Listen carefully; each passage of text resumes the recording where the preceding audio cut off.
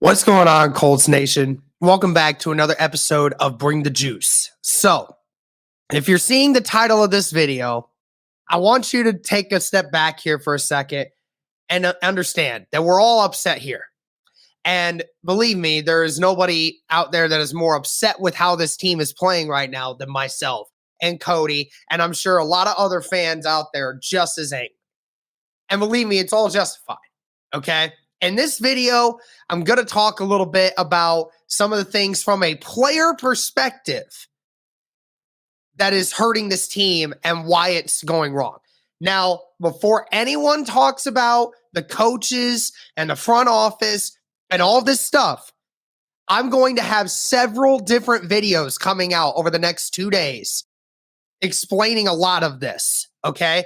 I'm going to have a coaches edition video. So when this video goes up, the coaches edition video is going to be going up later in the day as well. So make sure you check that out. I highly encourage you do that. And as well, I highly encourage you watch our film review that's going to come out the next day. I'm going to be talking about some other future potential options that's going to help this team. Believe me, there's going to be a lot to dissect. But don't immediately start going and ranting about the coaches and front office in this video. I'm going to talk about them in a separate video alone. And believe me, there's a lot to unpack with that. There's a lot to unpack with that. So please just keep this from a player perspective of what's going wrong here. And I haven't seen the film yet.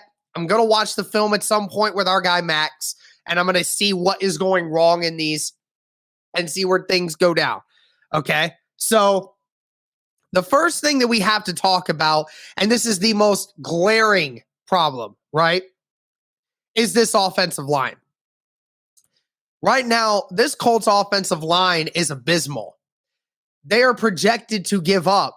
Matt Ryan, at his current pace, if this pace keeps going the way that they say that it is, right, Matt Ryan is projected to be sacked 60 times. 60 times. He was sacked 3 times against the Texans, 4 times against the Jacksonville Jaguars, 5 times against the Chiefs, and 3 times yesterday against the Tennessee Titans. 15 sacks through 4 games, guys. Almost 4 sacks a game. This is going to be a very long season if this continues to be this way. No one on the offensive line is performing. Not a single one. Matt Pryor at left tackle. Right now, so far, it's been a mistake. It has been terrible. Matt Pryor's not been efficient at the left side. Quentin Nelson has not looked like the same Quentin Nelson we're all used to. He's clearly been the best offensive lineman that we've seen so far, but he's certainly not been at his best. Ryan Kelly has just been abysmal. We saw from the Chiefs game. I mean, it was terrible watching that film. Danny Pinter's not been great. And we saw Will Fries get brought in. And, Will Fries tried to step up in some ways. I thought it was okay the way he was performing, but still not great. And Braden Smith, you're paying him $18 million a year to go out there and play like one of the top right tackles in the league, and he still can't provide you coverage. This team is being paid like one of the highest paid offensive lines in football, and this is the result we're getting. As unbelievable as it sounds, this offensive line, through the first 4 games, has been worse than any Andrew Luck offensive line that we ever saw. From a metric standpoint, it has been just as bad, if not worse. That's how bad this offensive line has played through the first couple weeks. And yes, it can definitely be brought back to the coaching aspect. And we'll get to that in another video. But Quentin Nelson, when brought in immediately, was highly regarded as one of, if not the best offensive lineman in football. And so most people would agree he still kind of is.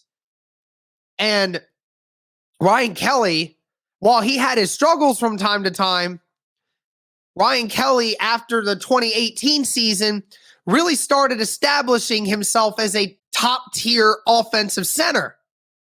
And then when you had Braden Smith brought in, Braden Smith has always been a relatively good right tackle. He's been primarily good, but this year has just dropped off. He has been terrible. Obviously, losing Anthony Costanzo after the 2020 season was a huge hit for the Indianapolis Colts. Huge hit. He was much better than I think anyone would ever care to admit, but he was really freaking good. They obviously need to take advantage of finding a left tackle at some point for the future. And we're looking for Bernhard Raimann to hopefully be that for the next couple years at least. That's what we're hoping. And right now, we're just not seeing it from the coaching perspective, but we're going to get into that. Either way, this offensive line has not done its job of protecting Matt Ryan. That's the first and foremost. That's the biggest aspect of this. And it's incredible that Matt Ryan's been able to even do the things that he's doing with that offensive line. And it's especially early in games. Early in games, it's like the Indianapolis Colts offensive line doesn't know how to block in the first half of every game. And then when the game's on the line at the end of the game, they get sucked in and then they still give up sacks at the end of games.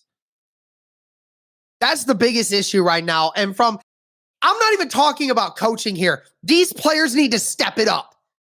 They need to be better. These players are veterans in this league. These are guys that have been in the league for 4 years. 4, 5, 6 years in the league now. You are not rookies. You are veterans. You've been there. You've done that. You've played at a good level. You need to step up your gameplay. That's your job. You're getting paid like it. Go do it. What's going on, everybody? Today, I wanted to talk to you about our sponsor, BetStamp. Now, I know what you're thinking. Derek, another betting app? What is so different about this one now?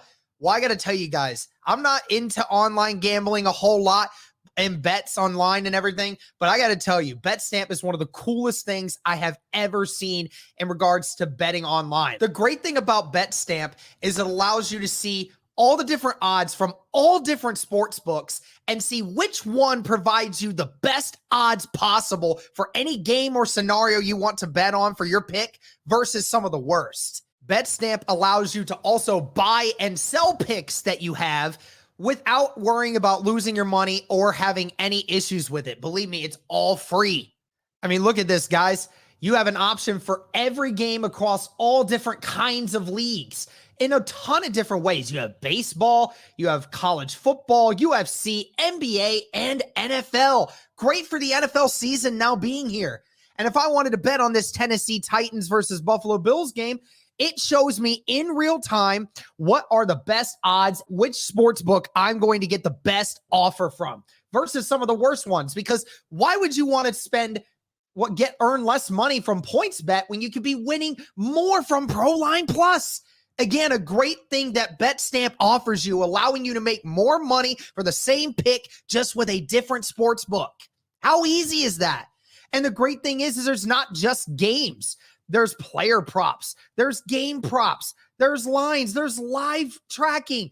There's a ton of great ways to make bets and picks on BetStamp, guys. Totally a cool thing to use. I highly encourage you to check it out if you're into any kind of online betting. Even if you're not, give it a check. See what you like about it, because I think I actually enjoy using it. But the best way to get an edge on online sports betting is having multiple accounts at different sports books.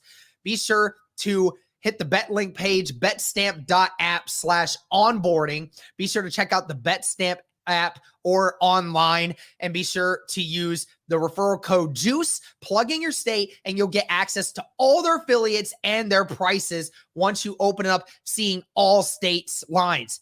Be sure to check this out, guys. You won't want to miss it for the best odds on your next sports bet. And then on top of it, Jonathan Taylor's aspect of it, Jonathan Taylor ain't got nowhere to go. Now, I will say this. I'm not going to absolve Jonathan Taylor of all responsibility here. He has had some turnovers this year to start. he has missed a lot of open run lanes at times. But then again, on top of it, at times, there's nowhere for him to run. He's actually one of the running backs in the league who actually has the most negative rushes this year. And that's terrible. Jonathan Taylor, I think in some ways is not taking control of some of the blocking assignments. I have watched film. There have been multiple times where I've seen holes on the backside open up, but he doesn't hit them. But then on top of it, I'm sure the holes that he probably was used to last year that were open are not open this year. So it's making it very difficult for Jonathan Taylor to adapt to a new way of running because this offensive line can't get any movement up front. Any movement. So how you adapt to that, that's going to ultimately be on Taylor and this offensive line to figure it out. And then on top of it, it's on coaching to figure it out.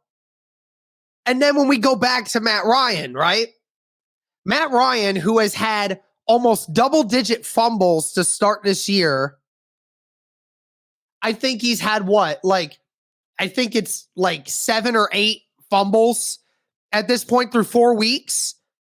And then to go with the fact that he has 5 interceptions to start the year.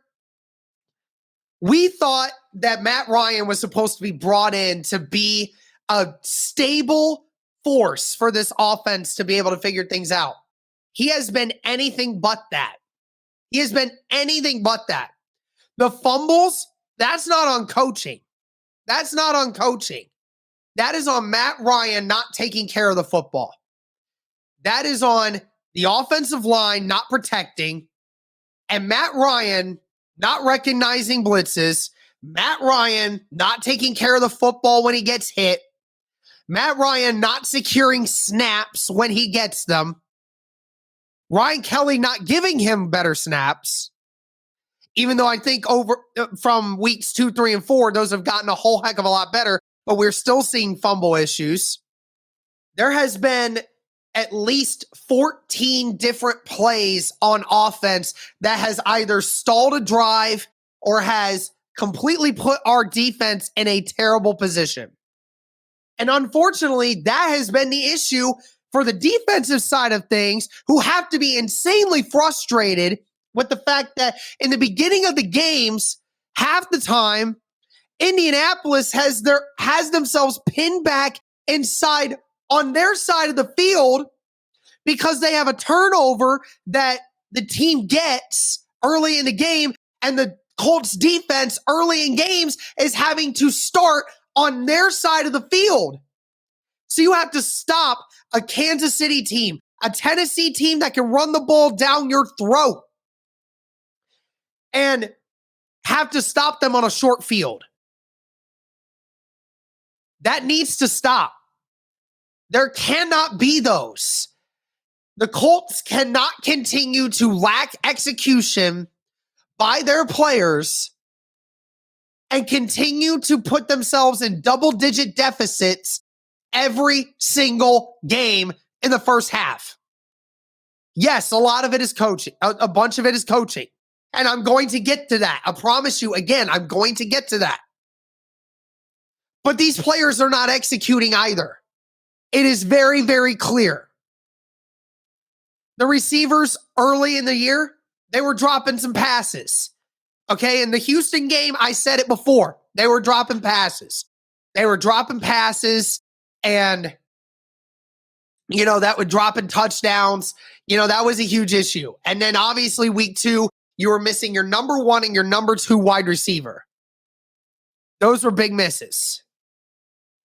But then weeks 3 and 4, you saw these wide receivers step up. You saw these tight ends step up. These young wide receivers and tight ends who Ballard has placed them there, whether we like that situation or not, has put them there. And weeks 3 and 4, they delivered.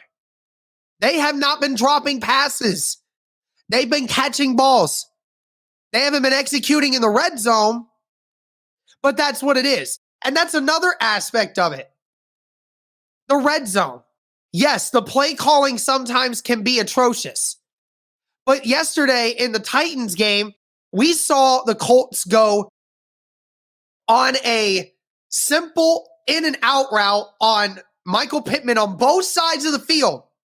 Both times Matt Ryan failed to get the ball to Michael Pittman for him in order to get those touchdowns. He caught both balls, but in both times could not get his feet in bounds. On first and on second and third down, you did that. On the opposite sides of the field, you still couldn't do it.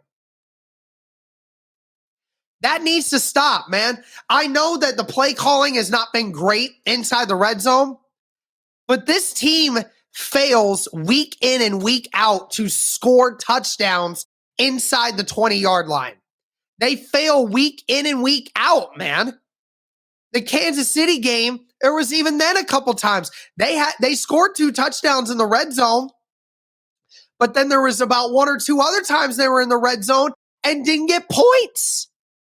This team is one of the worst teams in football when it comes to red zone touchdown percentage because they can't get a push up front. Play calling stinks. Lack of execution and knowing who to give it to and when and where. And then dropping balls in the end zone. That's been a thing. So we're going to continue to, I'm going to make that same argument with the coaching staff as well in the next video when I talk about getting these guys prepared and how it is that this continues to be an issue year in and year out. But you think for an offensive line that says that we pride ourselves on being aggressive, they're not aggressive in the red zone. They get pushed back all the time.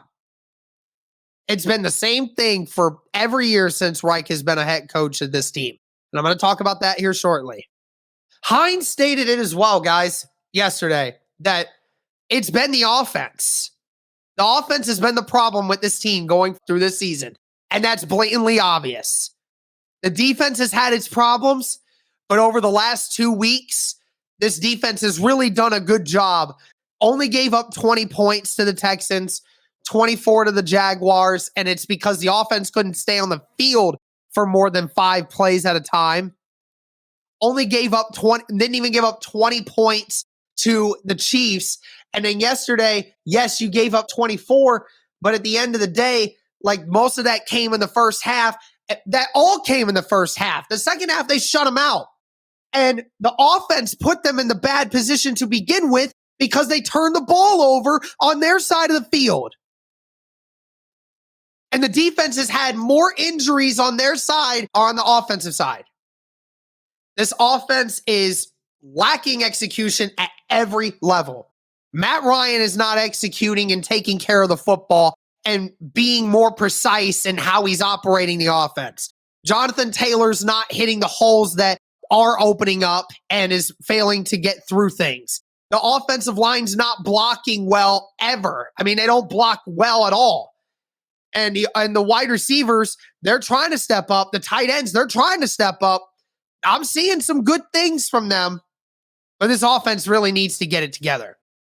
And the defense is not completely void out of this either. This defense has not been forcing turnovers the way that we want them to. They haven't been getting pressure the way that we wanted to. They did a good job of that against Kansas City, but we did not see that as well in the Tennessee Titans game or any of the other games. Again, that comes back to coaching, and we'll talk about that here in a little bit. And when I see the film on all of this, I'm going to be able to give you guys a better understanding of what went down. But it's clear that defense, we're still not getting the push that we need up front. We're still not getting the stops that we need. We're not getting the turnovers that we want to force. Something needs to change.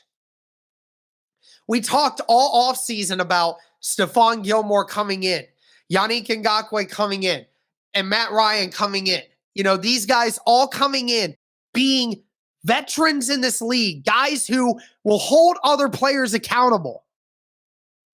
Well, who's going to start holding accountability? Who is going to start making these guys understand they are not holding up their end of the bargain? They're not doing their job very well. Who is going to step up and tell your guys we need to play better. Because it's not enough. It's not enough right now. And again, I'm going to talk about it in the coaching video, but these players should not be out of argument for their share of accountability. Talking about how this team was going to look to take that step forward and start making things better. This team looks terrible. This team looks terrible. It'd be different. Everyone keeps talking about the record. Oh, they're only 1-2-1. Why are you so frustrated? Because 1-2-1, we never denied the fact that that team could get better. It just looks like, there's one or two things that need to be tweaked and that they can look better and they'll probably win games. And for most of those games to start the year, Indianapolis, for the most part, kept those games competitive. This team does not look competitive at times, especially in the first half of games. They don't look competitive. They don't look like they came to play. They don't look like they have fire. They don't look like they have passion. They don't look like they know how to execute anything. That's what's different about this year. So that's what I'm going to say to this. I'm going to talk more about this in the coaching edition and the front office edition. But I hope you guys enjoyed this. Let me know your thoughts on these players and what needs to be done to make things better from their perspective. But let me know your guys' thoughts. Thank you so much. And as always, go Colts.